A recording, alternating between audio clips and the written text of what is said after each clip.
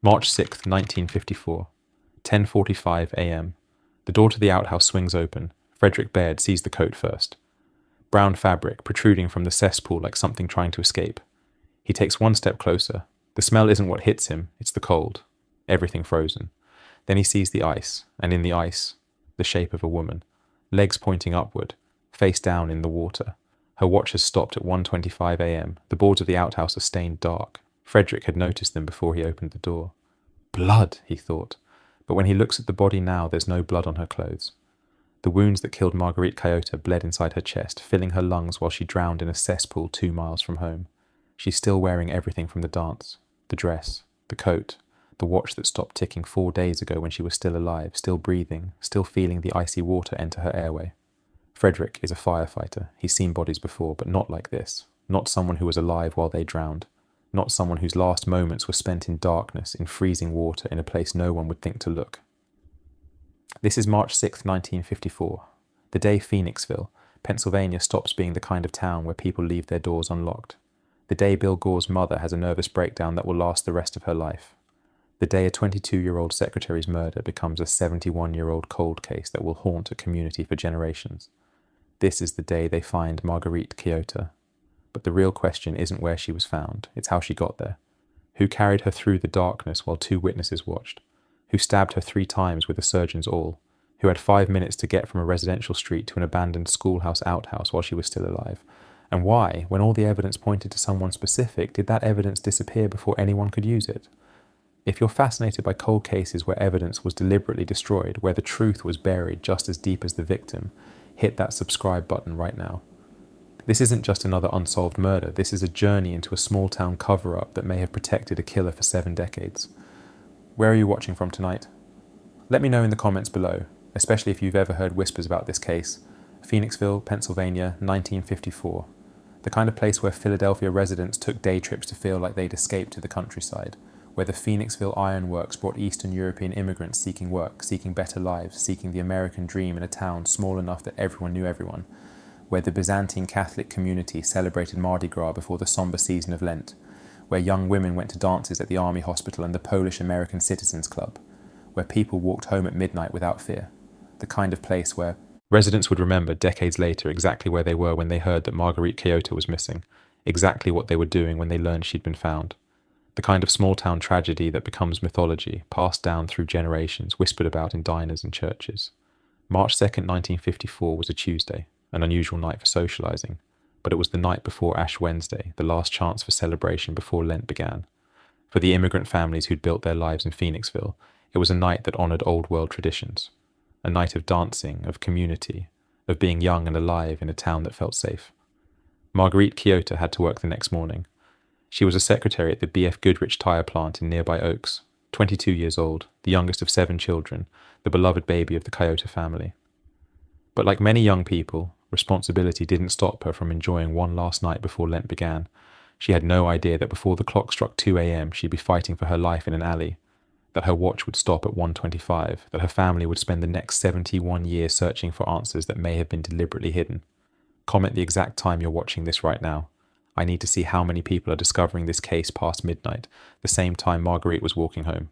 Then drop your location below.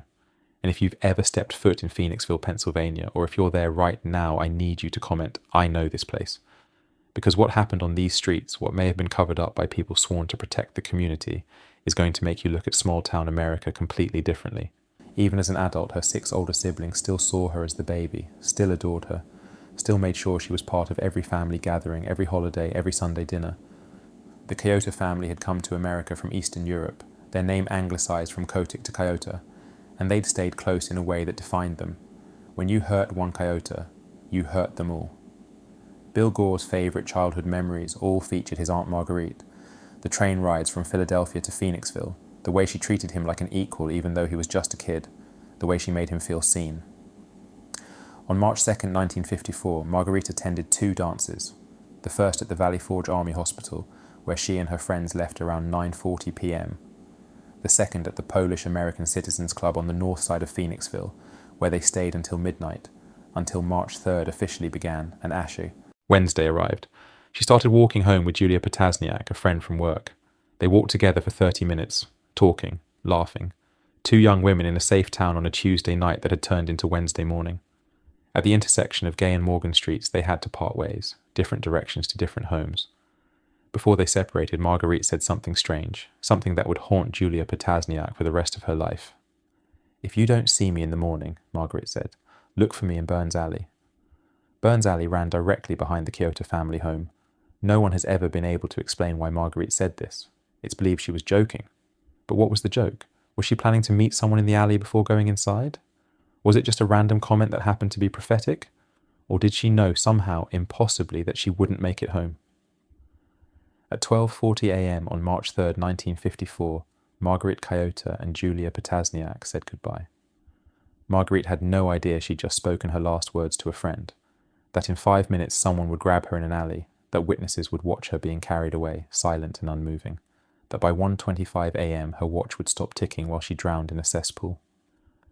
She turned and walked toward home, alone, in the dark, in a town that was about to learn that monsters don't just exist in big cities. When Marguerite didn't come home that night, her family knew immediately that something was wrong. This wasn't a young woman who stayed out. This wasn't someone who worried her parents. This was Marguerite, responsible, reliable, beloved, the baby of the family who still lived at home, who had to work in the morning, who always came home. Bill Gore remembers his mother, Margaret's older sister, leaving their Philadelphia home the moment she heard her baby sister was missing. The panic in her voice, the way she grabbed her coat and ran for the train, the way the entire family mobilized instantly, instinctively, desperately. The Phoenixville Police Department began organizing searches immediately. They had good reason to be concerned, very good reason, because two witnesses had already come forward with a story that would define the entire investigation. At 12:45 a.m. on March 3rd, exactly 5 minutes after Marguerite and Julia parted ways, a resident of 361 Washington Avenue heard a shrill scream followed by sounds of a scuffle in an alleyway. Then they saw something that would be burned into their memory forever. A man emerged from the alley carrying a woman under his arm like a sack of flour. She wasn't screaming, she wasn't fighting, she was just limp. He walked toward Lincoln Avenue, turned onto it and walked north, casual, purposeful, like he was carrying groceries. A second witness across the street saw the exact same thing, but they saw more. They watched a dark sedan come back up Lincoln Avenue. It turned right onto Washington Avenue and stopped directly across from the alley where the man had emerged. The man got out of the car, walked back into the alley, picked something up, something the witnesses couldn't identify, then got back into the car. He drove west on Washington Avenue. The witnesses couldn't tell if there were other people in the car. They didn't get a license plate. They couldn't describe the man's face. But they both saw the same sequence of events at the same time. A woman carried away in the dark. A woman who wasn't fighting. A man who came back for something he'd forgotten. A dark sedan. 12:45 a.m. Margaret would have been walking through that exact area at that exact time. She was 5 minutes from where she and Julia had separated. 5 minutes from the intersection where she'd said those haunting words. "If you don't see me in the morning, look for me in Burns Alley." But this wasn't Burns Alley. This was Washington Avenue, which meant either the witnesses didn't see Marguerite, or whoever took her changed his plans. Remember that detail about the alley? It becomes important later, because if Margaret knew to mention Burns Alley, if she had some instinct, some plan, some reason to joke about being there, then what the witnesses saw wasn't the complete story. The search began immediately. Policemen, soldiers, firefighters, volunteers from the community.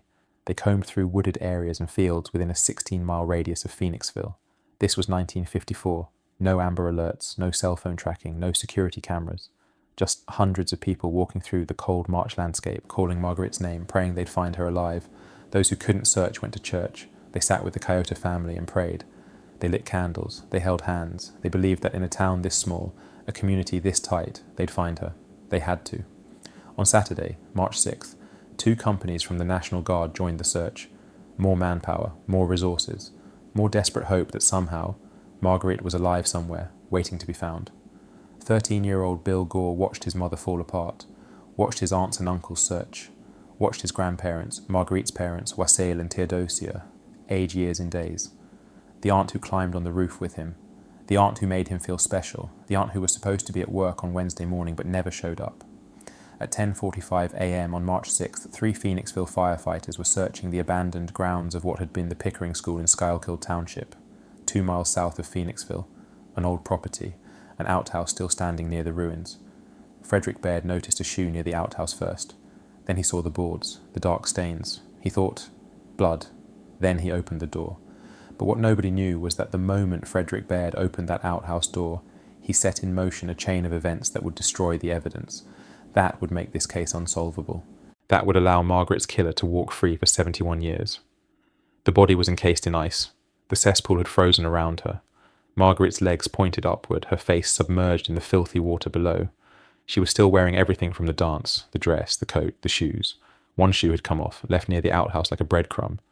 Her brown purse rested on top of her body. Her watch had stopped at 1:25 a.m. Frederick Baird called for help. The other firefighters came, then the police, then the state police, then the coroner. The news spread through Phoenixville like a virus. The search was over. Margarite had been found. But the nightmare was just beginning. The autopsy revealed details that didn't make sense with what the witnesses had seen. Margarite had been stabbed 3 times in the left side of her chest. The wounds caused massive hemothorax, internal bleeding that filled her chest cavity. But here's what made investigators' blood run cold. There was cesspool material in her airway. She was still breathing when she went into that water. She was alive. Stabbed 3 times, bleeding internally, but alive. Conscious or unconscious, the autopsy couldn't determine. But her body was trying to breathe, trying to survive. And instead of air, she inhaled freezing cesspool water. The stab wounds weren't visible from the outside. There was no blood on her clothing. No blood at the scene. The bleeding was entirely internal, which meant that the dark stains Frederick Baird saw on the outhouse boards weren't from Margarite. They could have been from her killer. Margarite also had superficial abrasions on the left side of her neck and the right side of her face. Defensive wounds, signs of a struggle. The autopsy didn't specify, but they told a story of violence, of someone fighting for their life, of those 5 minutes between being grabbed in an alley and being placed in a cesspool to die. She had not been sexually assaulted. This wasn't about assault. This was about murder, deliberate, planned, executed by someone who knew exactly where to take her, someone who knew about the abandoned Pickering school, someone who knew about the outhouse. The watch stopped at 1:25 a.m. The witnesses saw the abduction at 12:45 a.m. That's 40 minutes. 40 minutes from Washington Avenue to the Pickering school, 40 minutes of carrying or transporting a woman, 40 minutes of making decisions, 40 minutes that ended with Margarite Kyota drowning in a cesspool while her family searched for her. But here's where the investigation should have become a manhunt. Here's where every resource should have been focused on that physical evidence. Here's where someone should have protected the crime scene. Instead, before the police crime lab team from Philadelphia could arrive, the outhouse was dismantled, taken apart, destroyed, disposed of. The boards with the dark stains, the stains that could have been the killer's blood, were gone. Forever. No samples taken. No testing done. No preservation of evidence that might have solved this case in 1954 or decades later with DNA testing. The Phoenixville Police Department claimed they had to dismantle the outhouse to remove Margarite's body, but investigators from Philadelphia were already on their way. The scene could have been preserved, the boards could have been saved. They weren't, and that's just the first piece of evidence that disappeared. The witness statements described a dark sedan, a man carrying a woman, a return to the alley to pick something up. These were concrete details, these were leads. But when the state police tried to review the case years later, they found that critical documents were missing from the Phoenixville Police Department's files, a list of 25 potential suspects, gone, allegedly disposed of because one of the suspects was a prominent member of the community who didn't want to be associated with the murder. But what nobody in Phoenixville wanted to talk about, what the whispers and rumours avoided directly addressing, was why the Phoenixville Police Department was handling this case at all. Whoever killed Margarite Kyota counted on evidence being destroyed. They counted on witnesses being ignored. They counted on a small-town police department protecting its own. If you believe that destroying evidence to protect a killer is unforgivable, if you think the truth matters more than small-town reputations, hit subscribe right now. Only people who think cover-ups are acceptable won't. Only people who believe some lives matter less than others will scroll past this. Show Margarite's family that the world hasn't forgotten, that we demand answers even 71 years later. Subscribe if you believe every victim deserves justice, not just the ones whose evidence wasn't conveniently destroyed. Technically, the state police should have had jurisdiction over Margarite's case from the beginning. She went missing in one township. Her body was found in another. Pennsylvania state law was clear. This was a state police matter. But the Phoenixville Police Department remained the primary investigating agency, a small town force with limited resources, a department that would later be accused of losing critical evidence, a department whose chief, Fred K. McInnes, couldn't remember in 1990, when he was 82 years old, why his department had been assigned the case instead of the state police. "I don't recall," he told the Philadelphia Inquirer. "It was a long time ago." But here's what makes this jurisdictional question more than just bureaucratic detail. The state police reviewing the case decades later found that evidence had been deliberately removed from files, that the investigation had holes that shouldn't exist, that questions about prominent community members had been buried, and then there's the matter of the coroner's inquest that never happened. After Margarite's murder, Police Chief McInnes and Deputy Coroner Cooper T. Bishop announced that a public hearing would be held, a formal inquest to examine the evidence, to establish the known facts, to create an official record that future investigators could reference. On March 31st, 1954, Bishop filed a coroner's bill listing the inquest as pending. The community waited, the family waited. The inquest would provide answers, transparency, accountability. 2 weeks later, Cooper T. Bishop filed another document. This one stated that a public inquest was not necessary because there was no lawful violence or suspicious circumstances attending the death of said decedent. No suspicious circumstances. A 22-year-old woman was abducted from a street, stabbed 3 times with what experts would later identify as a surgeon's awl, and drowned alive in a cesspool 2 miles from her home. Her watch stopped at 1:25 a.m. Witnesses saw the abduction. Her body was found 4 days later in an abandoned outhouse, and the deputy coroner declared there were no suspicious circumstances. By the time this document was publicly reported in 1990, Cooper T. Bishop was dead. No one could ask him why he filed it. No one could ask what pressure he faced, what instructions he received, what made him declare that a brutal stabbing and drowning wasn't suspicious. The public inquest never happened. No official record was created. No evidence was formally documented. The case that should have been Pennsylvania's most thoroughly investigated murder became a maze of missing files, destroyed evidence, and unanswered questions. But the investigation didn't stop entirely. Phoenixville police interviewed every man Margarite danced with on March 2nd.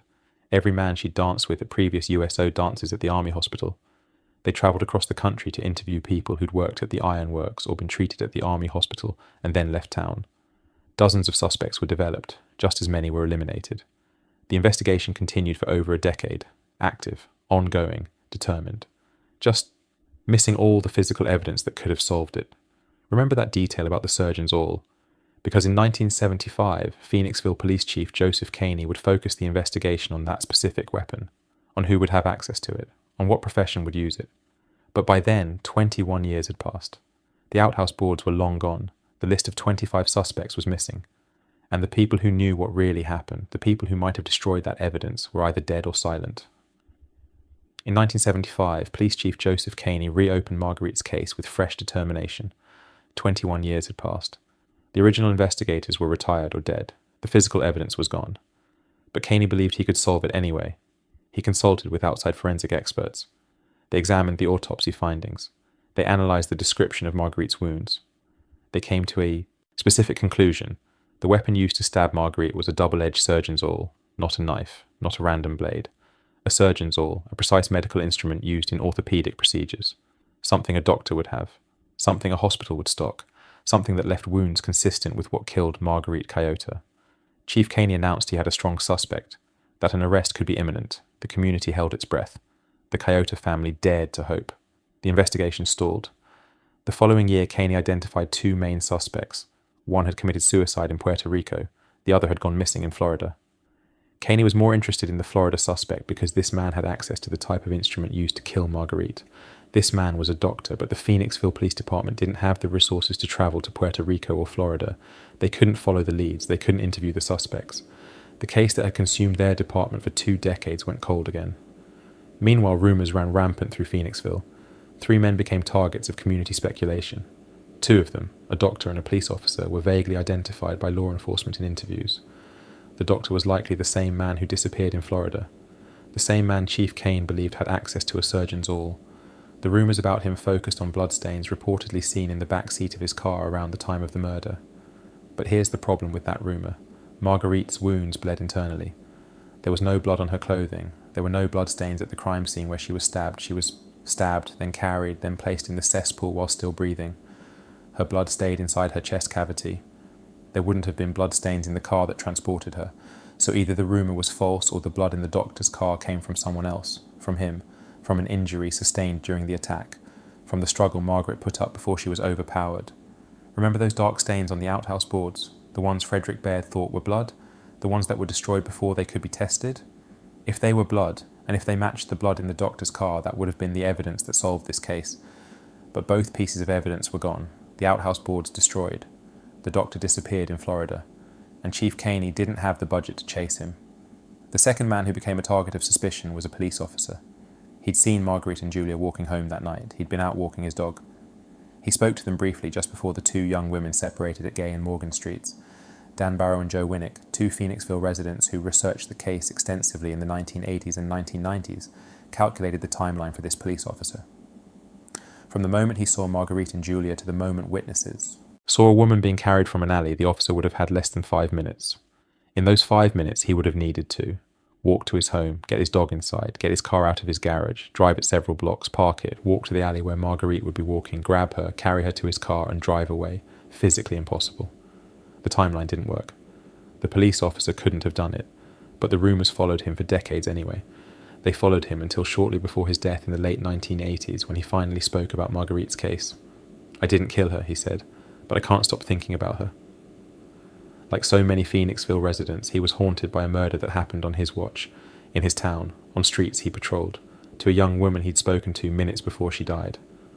Look at what was done to this case. Evidence destroyed, files disappeared, a coroner's inquest cancelled despite obvious murder, a doctor with access to the murder weapon allowed to flee to Florida without follow-up. If you can't stand police departments that protect their own over seeking justice, if you believe that destroying evidence is the same as being complicit in murder, comment "Justice for Margaret" right now. Let the Phoenixville Police Department know that 71 years later, people are still demanding answers. Only people who think cover-ups are acceptable will scroll past this. Only people who believe small-town reputation matters more than a young woman's life will stay silent. Prove you're better. Comment below. But here's what Dan Barrow and Joe Winnick discovered that changes everything we think we know about this case. The third man who became a target of local suspicion was never identified publicly by police. His name stayed in the realm of whispers and rumours. But according to Barrow and Winnick's research, this man had connections that the doctor and police officer didn't have. He knew the Pickering School property. He'd worked there before it was abandoned. He knew about the outhouse. He knew the layout of the grounds in the dark. And unlike the doctor who fled to Florida or the police officer whose timeline didn't work, this third man never left Phoenixville. He stayed. He lived his life. He watched the investigation. He watched the evidence disappear. He watched the list of 25 suspects go missing from police files. And according to local rumours, he was one of the names on that list. This is where the cover-up allegations come into sharp focus. Because if evidence was deliberately destroyed to protect a prominent community member, it wasn't to protect a doctor who fled to Florida or a police officer who was easily eliminated as a suspect. It was to protect someone who stayed, someone who mattered in Phoenixville, someone whose name on a suspect list would have destroyed more than just his reputation. But Barrow and Winnick never published their findings.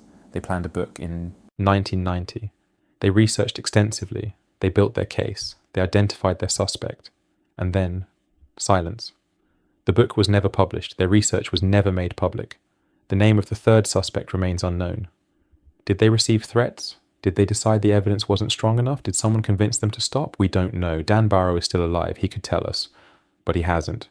Which means that somewhere in Phoenixville there's a man, or there was a man, likely dead by now, who knew what happened to Margarite Kyota, who knew why she died, who knew what she'd discovered or seen or threatened to reveal. And somewhere in Phoenixville there are people who know his name, who remember the rumours, who heard the whispers, who chose for 71 years to stay silent. Margarite's family never got their confrontation, never got their trial, never got to look her killer in the eye and ask, why? Bill Gore's mother, Margarite's older sister, had a nervous breakdown after the murder. She spent the rest of her life talking about the little sister she lost, asking questions no one could answer, begging for information that never came. Shortly before she died in 1998, she told Bill, "Nobody has done anything and I'm ready to die. I don't know what happened. I want somebody to tell me something." She died not knowing. So did Margaret's parents. So did all 6 of Margaret's older siblings, an entire family devastated by a murder that someone in their community could have solved. That someone in their community chose not to solve.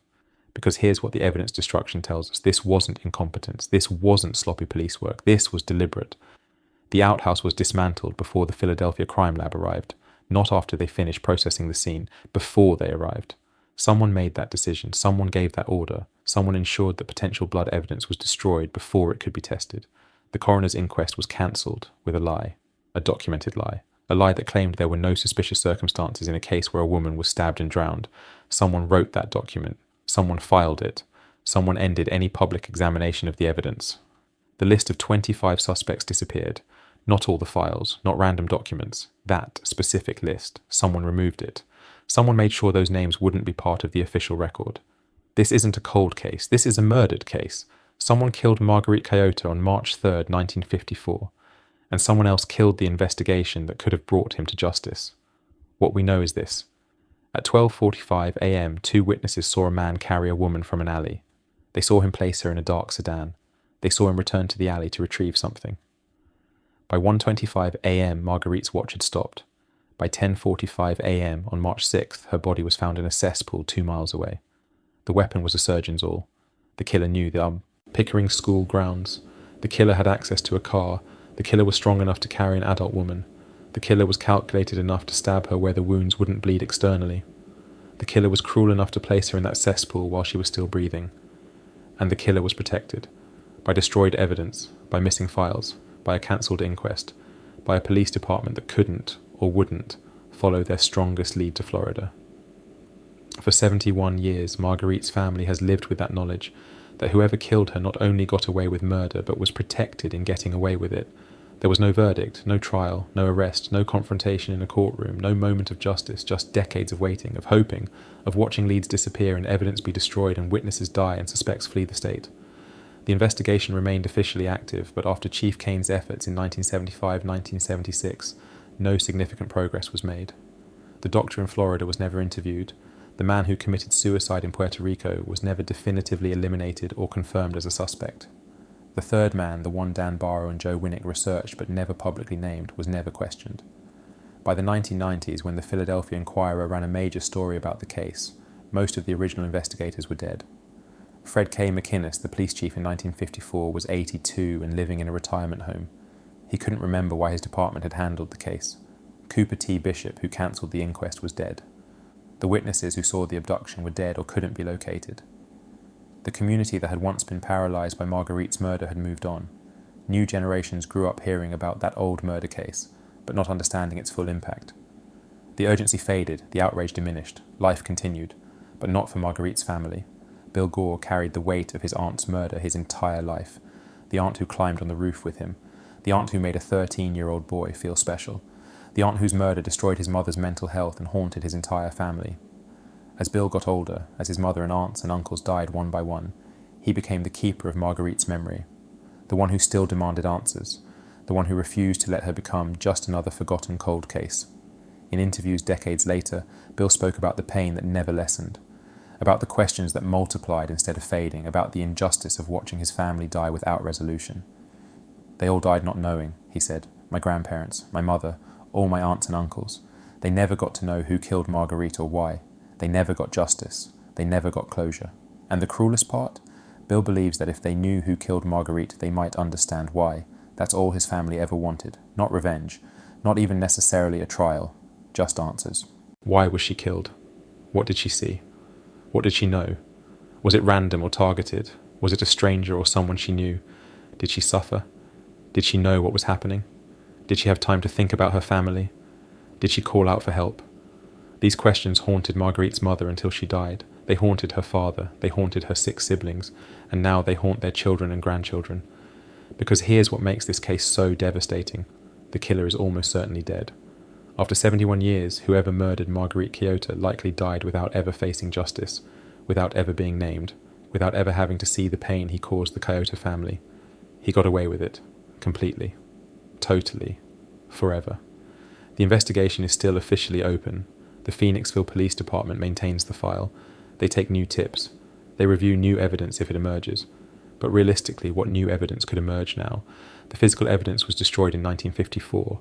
The witnesses are dead. The original investigators are dead. The primary suspects are dead. The people who might have destroyed evidence or covered up the truth are dead. All that remains are questions and pain and a family that refuses to give up. What we still don't know could fill another documentary. We don't know who was driving the dark sedan. We don't know what the man went back to retrieve from the alley. We don't know if the bloodstains on the outhouse boards were real or imagined. We don't know whose blood they were if they were real. We don't know why Marguerite told Julia to look for her in Burns Alley. Was it truly a joke? Was she planning to meet someone? Did she have some premonition? Or was it just a random comment that happened to be eerily close to what actually happened? We don't know why the witnesses didn't get a better description of the man or the car. It was 12:45 a.m. It was dark. But they were close enough to see him carrying a woman, close enough to watch him return to the alley. Why didn't they try to help? Why didn't they call police immediately instead of reporting it the next day? We don't know who ordered the outhouse dismantled before the crime lab arrived. We don't know who removed the list of 25 suspects from police files. We don't know who pressured Cooper T. Bishop to cancel the inquest, if anyone did. We don't know the identity of Dan Barrow and Joe Winnick's third suspect. We don't know why they never published their book. We don't know what evidence they had or how strong their case was. We don't know if the doctor in Florida was truly the killer or just a man who fled for unrelated reasons. We don't know if the man who committed suicide in Puerto Rico did so because of guilt over Margarite's murder or for completely different reasons. We don't know if this was a crime of opportunity, wrong place, wrong time, or if Margarite was specifically targeted. We don't know if she knew her killer. We don't know what the motive was. We don't know if there were other victims, if this was the first murder or the last, if the killer continued after Margarite, or if her death satisfied whatever drove him to kill. And most haunting of all, we don't know if the killer lived out a normal life in Phoenixville, if he attended the same churches as the Kyota family, if he saw them at the grocery store, at community events, at funerals, if he watched them suffer and stayed silent, if he felt guilt or triumph or nothing at all. These are the questions that keep Bill Gore awake at night, that made his mother have a nervous breakdown, that killed his grandparents' peace for the rest of their lives. These are the questions that someone in Phoenixville might still be able to answer. Whoever killed Margarite Kyota wanted this case forgotten. They wanted her to become just another statistic, just another unsolved murder from the 1950s that no one talks about anymore. They wanted the Kyota family to give up and stop asking questions. If you believe Margarite Kyota mattered, if you believe her family deserves answers even 71 years later, smash that like button and subscribe. People who destroy evidence depend on our silence. They depend on cases being forgotten. They depend on future generations not caring about old murders. Prove them wrong. Like if you believe that justice isn't optional just because time has passed. Like if you believe that covering up murder is as evil as committing it. Only people who think some victims don't matter will refuse. Only people who think powerful people should be protected will scroll past this. Show the Kyota family that Margarite is not forgotten. Margarite's case didn't change laws. It didn't reform the Phoenixville Police Department. It didn't lead to new protocols for evidence preservation or jurisdictional disputes. It just remained, a haunting presence in a small Pennsylvania town, a reminder that sometimes evil wins. But it did change the town itself. Phoenixville was never quite the same after March 1954. Doors started getting locked. Parents became more protective. Young women stopped walking home alone at midnight. The innocence of small-town America cracked that night, and the crack never fully healed. Bill Gore is now in his 80s. The 13-year-old boy who loved his Aunt Margarite is an old man who's outlived almost everyone who remembers her. His mother's nervous breakdown. His aunts and uncles' grief. His grandparents' unanswered questions. He carries all of it now. He still hopes for answers, not for a conviction. He knows that's impossible after 71 years, just for a name, a why. An understanding of what happened to the aunt who climbed on the roof with him and picked vegetables from the garden. If we knew who killed her, Bill has said, maybe we'd understand why. That's all we want, just to know why. Margarite Kyota, 22 years old, secretary at a tire plant, beloved youngest daughter, sister to 6, aunt to children who adored her, a young woman who went to Mardi Gras dances and walked home at midnight in a town that was supposed to be safe, stabbed 3 times with a surgeon's awl, drowned in a cesspool while still breathing, found 4 days later in an abandoned outhouse. Her watch stopped at 1:25 a.m., her family destroyed by grief and unanswered questions. Her case buried under destroyed evidence and missing files and a cover-up that may never be fully exposed. Gone but not forgotten, not by her family, not by the people who still whisper about what really happened, not by the small percentage of the community that refuses to let her murder be buried, along with her body. Somewhere, someone knows what happened. Somewhere someone saw something or heard something or was told something by someone who's now dead. Somewhere in Phoenixville or in Florida or in Puerto Rico or in whatever city the killer or his descendants ended up in, there's information that could finally give the Kyota family peace. The question is, will that person ever come forward, or will Margarite's murder remain one of Pennsylvania's most haunting unsolved cases forever?